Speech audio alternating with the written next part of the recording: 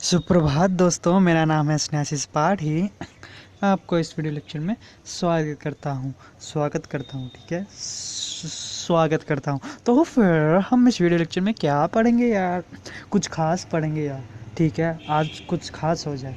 तो फिर खास क्या हो सकता है?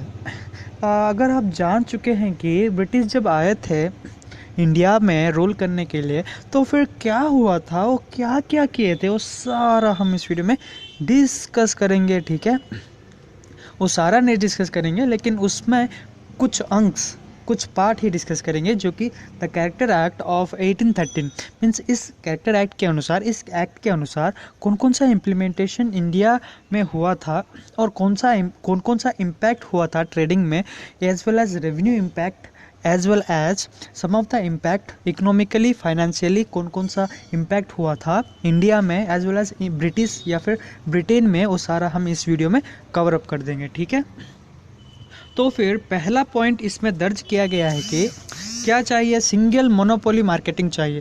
इसका मतलब ये है कि कंपनी जब मोनोपोली मार्केटिंग करता था इंडिया में, बहुत सारा मीन्स ट्रेडर्स क्या होते थे, उनमें से फ़ायदा नहीं उठा पाते थे, क्योंकि वो कंपनी एक सिंगल कंपनी था जिसमें ट्रेडिंग होता था। तो उसी दौरान क्या हुआ, नेपोलियन जो 1813 में जिस एक्ट के यूरोप में लागू किया गया था, उस एक्ट के अनुसार ट्रेडिंग बंद हो गया, मीन्स ट्रेडिंग बंद कर दिया गया। किसके दौरान? नेपोलियन के दौरान। इसीलिए सिंगल मोनोपोली मार्केट जो भी कंपनी ट्रेडिंग करता था वो स्टॉप हो गया। किसके दौरान? वो लाजी फेयर के दौरान, वो continental system by monopoly which is been European close for the Britain. So Britain के लिए वो क्लोज कर दिया गया। तो इसीलिए कंपनी जो कि मोनोपोली मार्केटिंग था वो हटा दिया गया। ठीक है, दूसरा है या वेरी इंपॉर्टेंट पॉइंट है कि इंडिया वो जब रिटेन कर दिया मोनोपोली मार्केटिंग या फिर ट्रेडिंग, लेकिन चाइना या फिर ट्रेड इन टी के वो अपना ट्रेडिंग मोनोपोली चालू किया करता था। मीन्स अगर मोनोपोली स्टॉप कर दिया इंडिया में, लेकिन वो ट्रेडिंग करता था चाइना में। क्यों ट्रेडिंग करता था? ट्री एक्सपोर्ट एंड इंपोर्ट के लिए।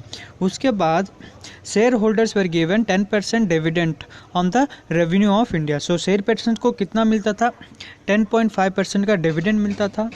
उसके बाद क्या हुआ, दस the constitutional provision for the British territory in India was defined explicitly for the first time. So explicitly defined किया गया ब्रिटिश ईस्ट इंडिया कंपनी के दौरान।